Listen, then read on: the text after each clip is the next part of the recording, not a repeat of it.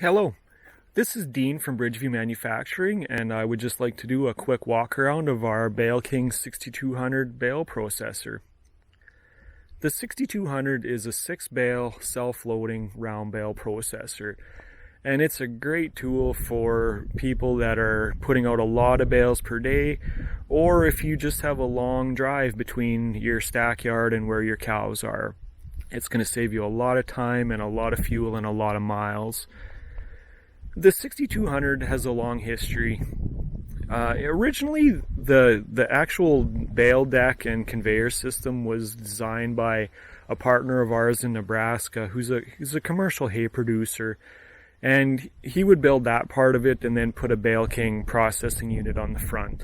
About 10 or 12 years ago, we took over the whole machine and just started producing them as a complete unit right from our factory. So these machines have been in use for over 20 years or better, all over the Midwest US, all through Canada. They've been in a lot of different situations with a lot of different operators, and they've been tweaked and tuned over the years to their to their current state. So well proven, very good, reliable machine. I'll just start at the front and work my way around.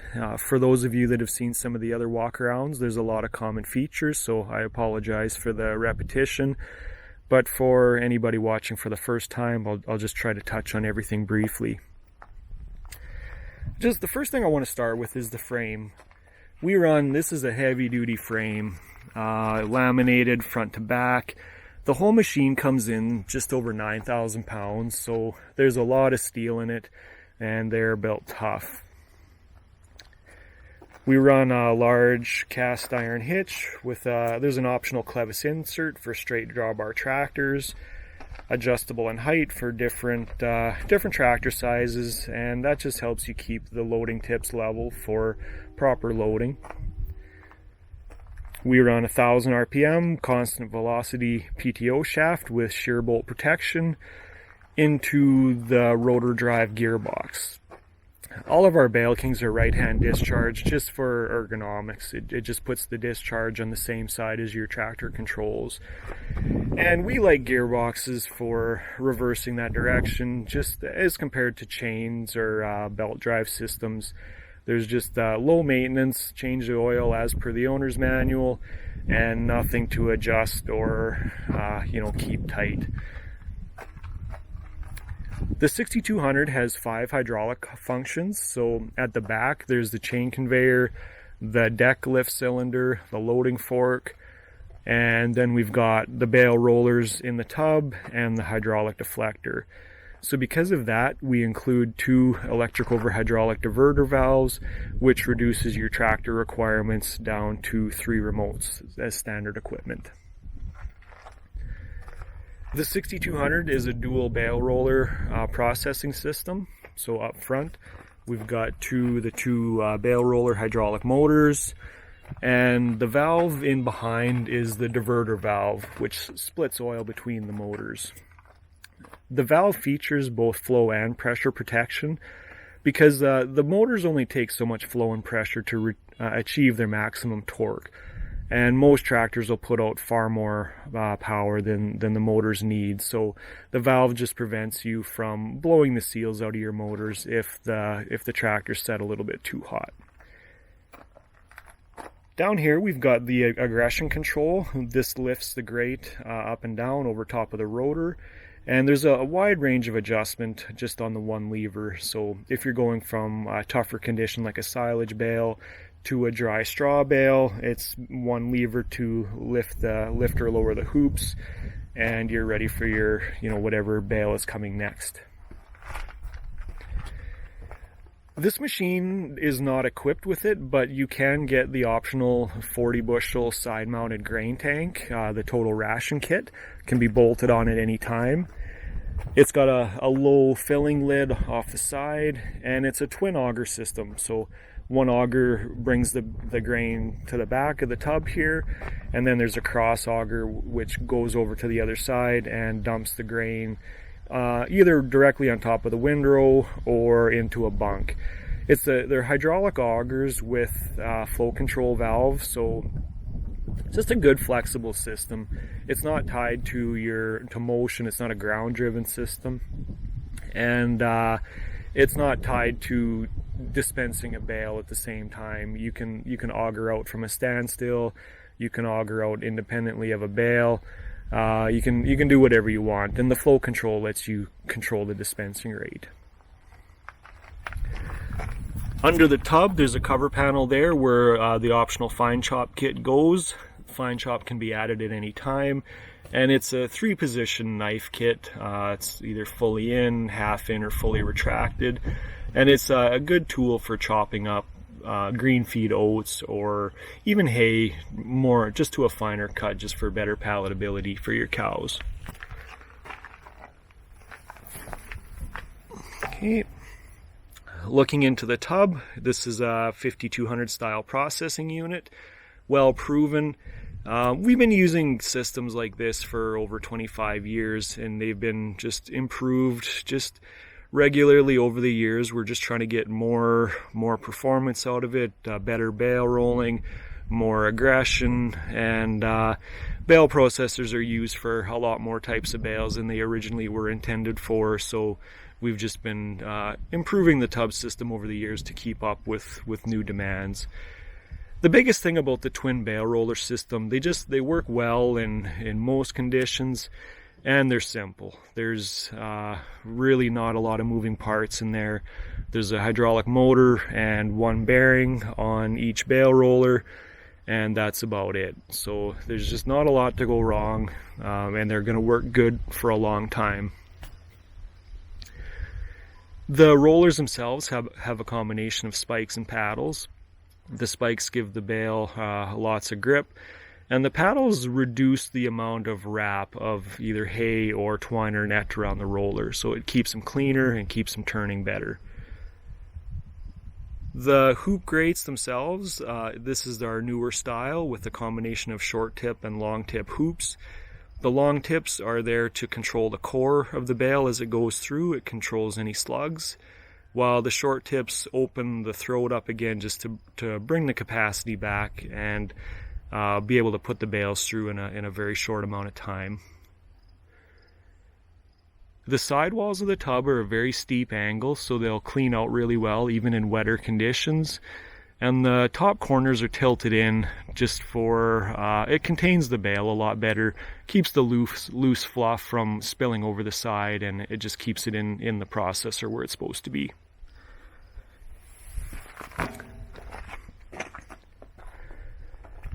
The loading process for the 6200 is to raise the deck. You engage the conveyor rails back under the first 5 bales. Raise the loading fork to dump the first bale into the tub, and then you just back under your 6th bale, lower the deck, and go out to your cows.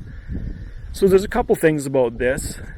We do include the loading fork as standard equipment, and the fork just places all 6 bales in the tub in the right orientation, in the right position every time.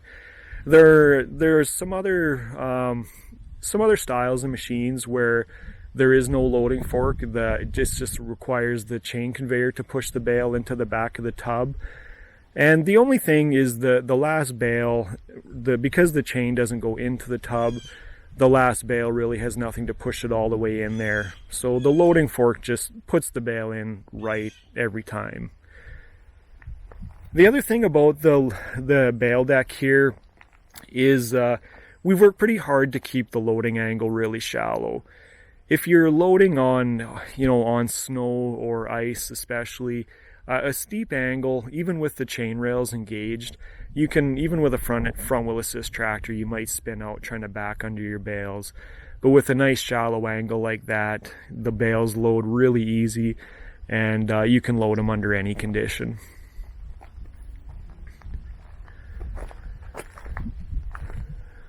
The chain conveyor it's a hydraulic conveyor system, 2082 roller chain with cleats on the chain just for extra grip. And it's got lots of grip for bringing the bales uphill to the front of the machine.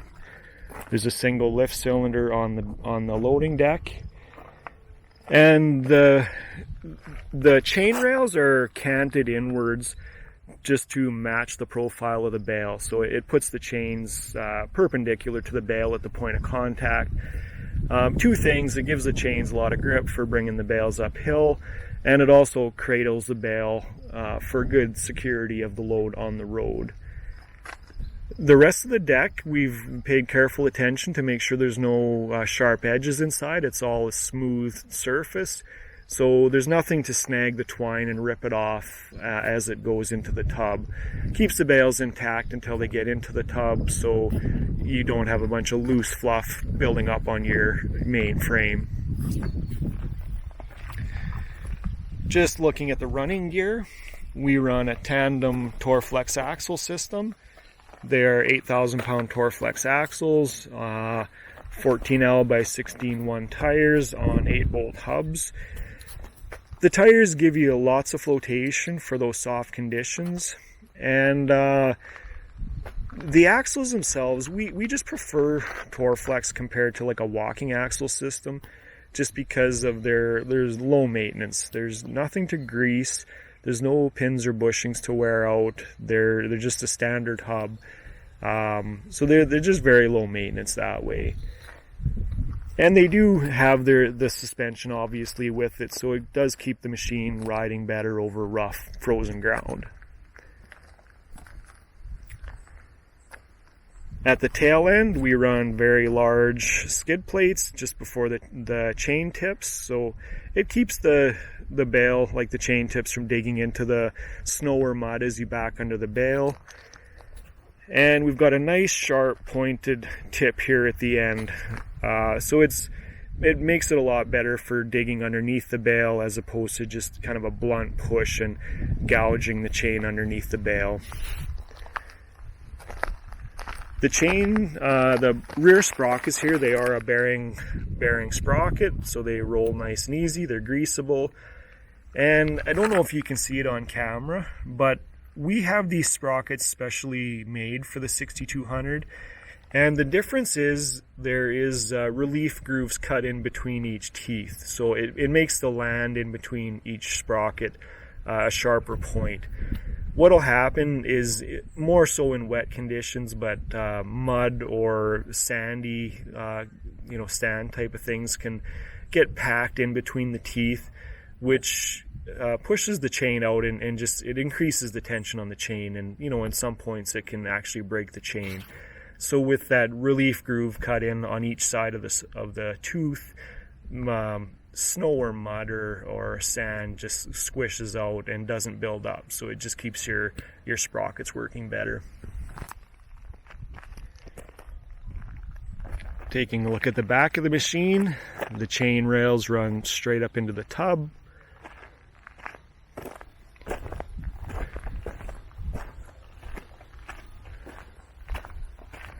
And we'll just crawl underneath and have a quick look at the rotor.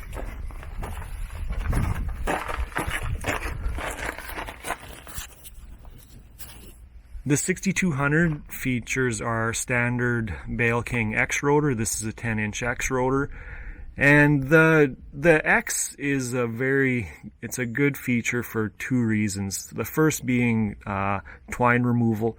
As the rotor spins, it builds up twine and net around the rotor, and that X just creates a pocket in behind the net that it gives you room to work with whatever your tool of choice is, whether it's a knife or whether it's, I've seen people use Sawzalls. There's a million different ways to do it, and everybody has their preference. But as opposed to being wrapped tightly around a piece of pipe, that X just gives you excellent room to work for twine removal. The second reason is for metal fatigue. On a normal pipe style rotor, when the flail hits something hard, it's going to swing back and impact the pipe right about halfway through its stroke. And over time, those constant impacts it'll fracture the pipe, and like it's a fatigue crack. And because these rotors are balanced at over 1,000 RPM, welding on those cracks, it's always going to put the rotor out of balance. It's never going to be as good as a new rotor. So with the X, the pocket in behind the flail just gives it lots more room to swing back before it's ever going to encounter anything. And by the time it gets that far back, it's lost most of its momentum, and centrifugal force is starting to pull the flail back out. So it just reduces the amount of impacts and reduces the severity of them if it ever does happen. So it really does wonders as far as solving the metal fatigue issue. The flails are 3/4 by 1.5 inch flails on oil impregnated bushings, so they are definitely up to the task.